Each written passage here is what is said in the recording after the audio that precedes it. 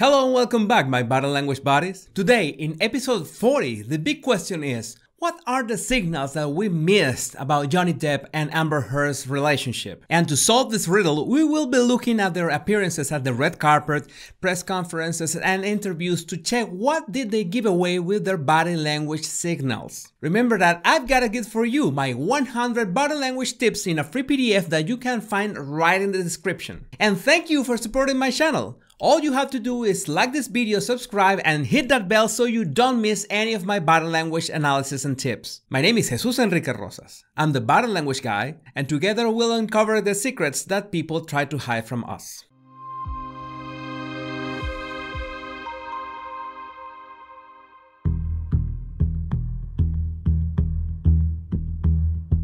How is it possible that a couple with so much chemistry on screen ends up like this?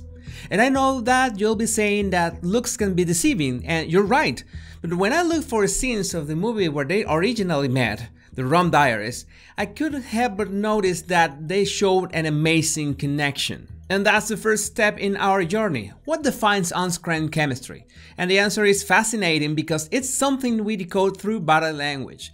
We see a couple and subconsciously we pick dozens of body signals, like the way they look at each other, how their eyes track their faces, how their bodies mirror and look relaxed in close proximity, how they touch, the speed of their gestures, how they show vulnerability to each other, and so on. However, many people claim that they saw clues that threw them off, and that's one of the benefits of listening to our intuition. It's not about being paranoid, but instead ask ourselves, what this person makes me feel uncomfortable. Anyway, talking about the Rum Diaries, when you watch Amber's interviews about that movie, there's nothing that can tell you that something is off. She even looks shy and timid. She has regular eye movement, which is congruent with telling the truth, and she keeps her chin low. That is in fact an attitude of defensiveness. She even hesitates a bit when talking about Johnny. Johnny is a wonderful person to work with. He's just a true artist and is so wonderful to be around. There's also how she refers to the directors she would like to work with. There are so many filmmakers that I'd love to work with.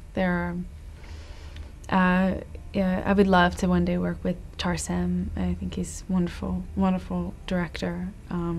Pedro Almodovar is so talented. I would love to work with him one day. Low voice tone, looking away, many traits of being shy. What's really crazy is that this attitude would change over time. But what about Johnny? Well, I think even those who are not his fans know that he's always a bit awkward in public. He's really shy and always looks a bit insecure.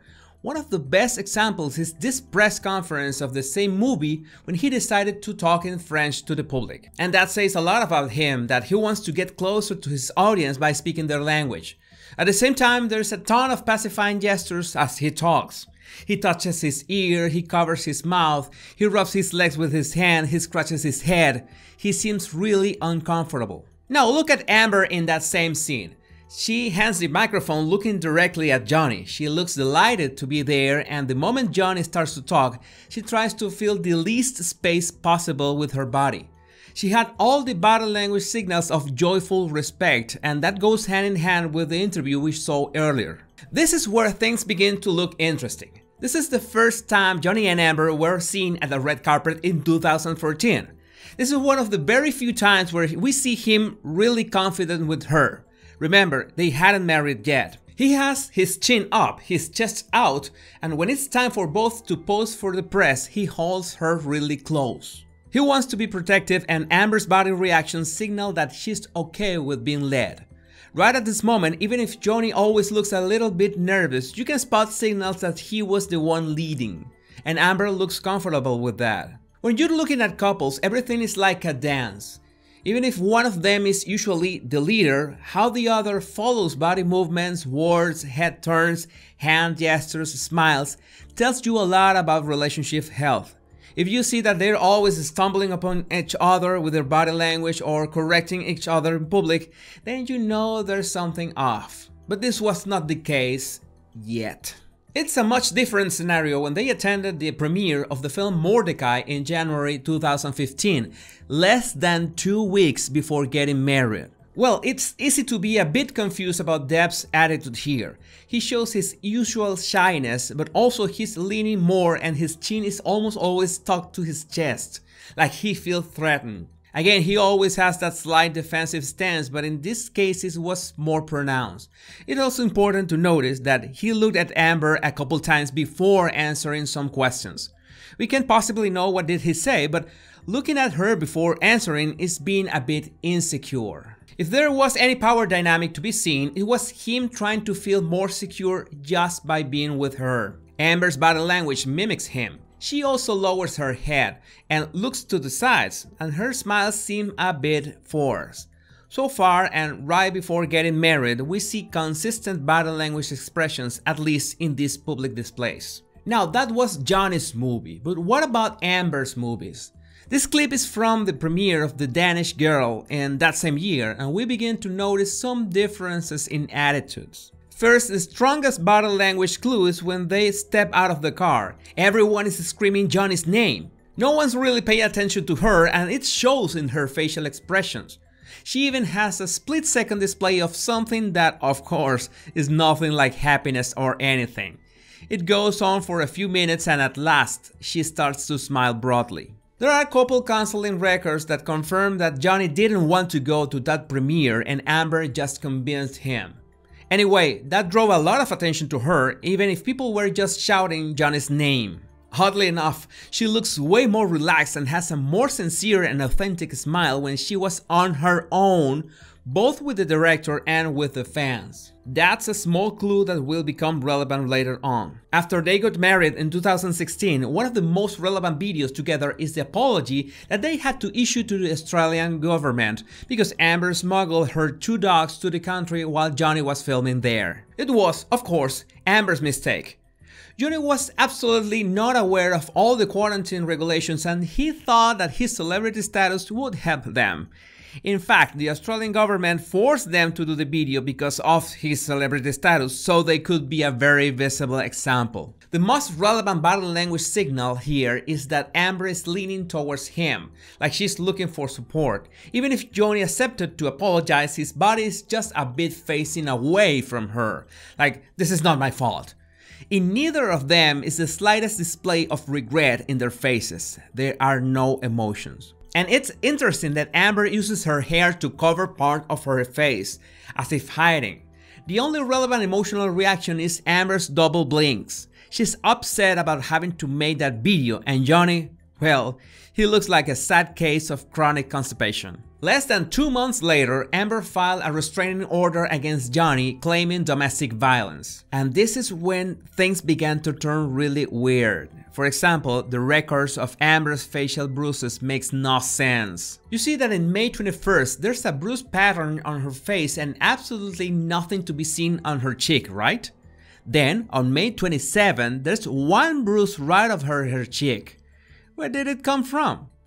I can understand that the first bruises were light enough to disappear in a matter of days, but if you have spots appearing of previous bruises, it will have a darker tone because it's the heat going to the surface of the skin. And then, on May 28, just as she was going out her lawyer's office, there was absolutely nothing on her face. Now, I just want to make clear that I usually don't like to use photos as references for this kind of analysis, but these are not the only ones that show inconsistencies about her face bruises. I think the first one to notice that something was definitely wrong was Dakota Johnson when she shared a press conference with Johnny.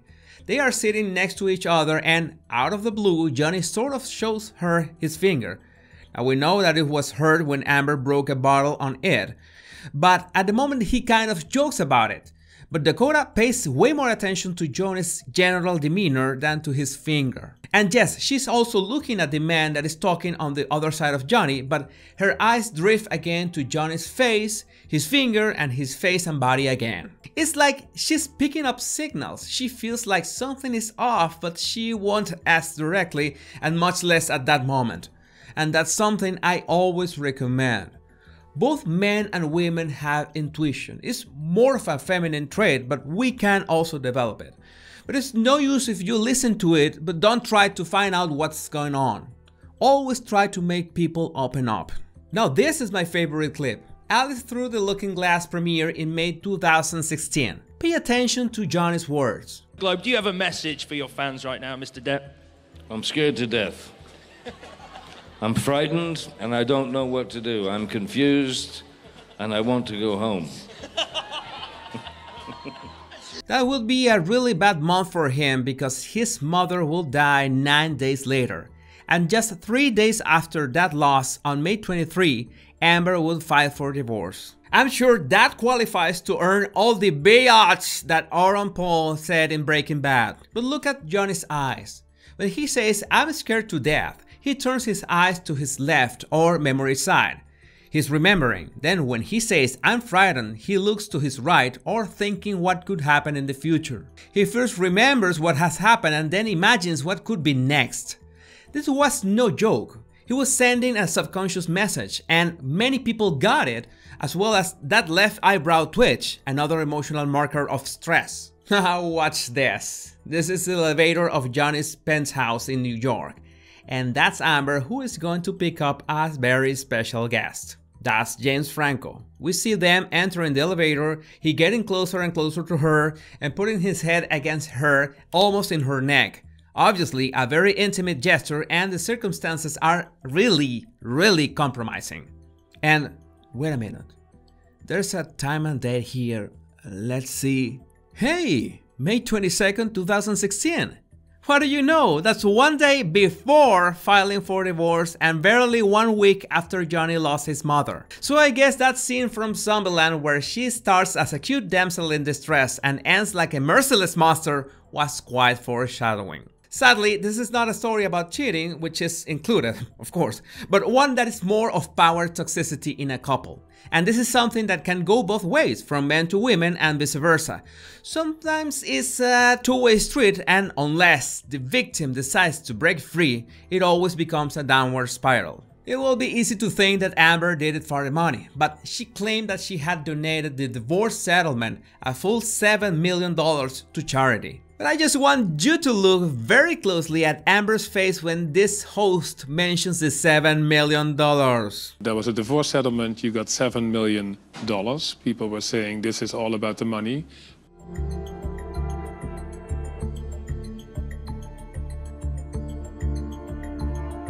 That's a very badly hidden dupe in the light. There's no reason for her to smile like that with such a delicate topic. But what did she do with the money? But then you did something that twisted that whole argument. What did you do with that money? $7 million in total was donated to, I split it between the ACLU and Children's Hospital of Los Angeles.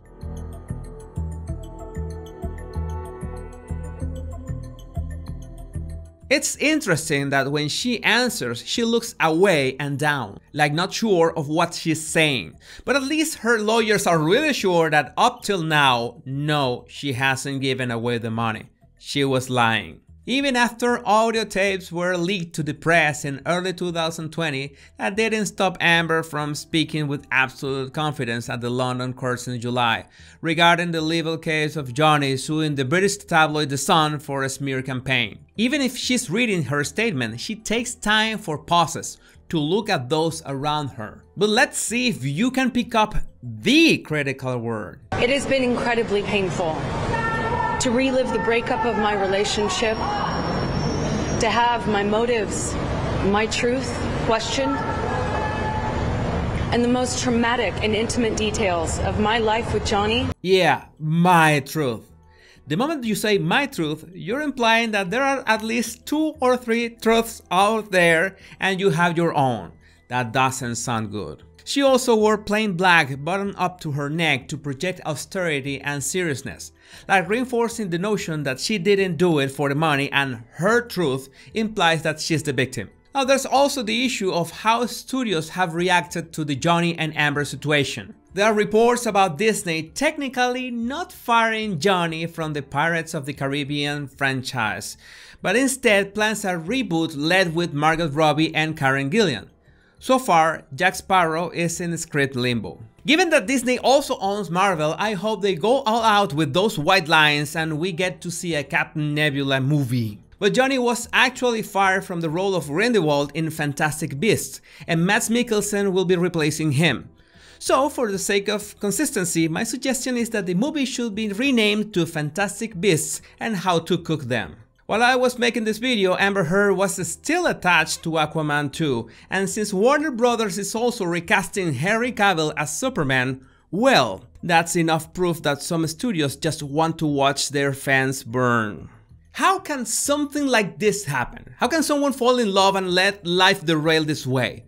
I don't feel comfortable yet to have a concrete answer to that, and this case has many interesting videos and documents that should be analyzed in depth. There's Amber's op-ed to the Washington Post where she crafts the perfect portrait of a victim. There's Johnny's full deposition that I think deserves a full episode just like the one I did on her, and you can watch it here.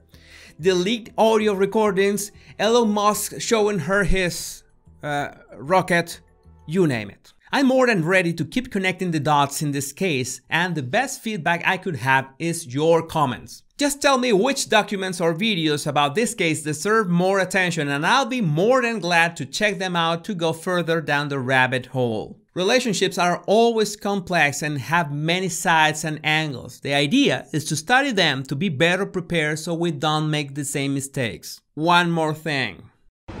I just want to say thank you so much. I know. Sorry for the death threats. Thank you. I love you. Remember that I've got a gift for you, my 100 body language tips in a single free PDF that you can download right in the description. And don't forget to subscribe if you don't want to miss any of my body language episodes and tips. See you next time.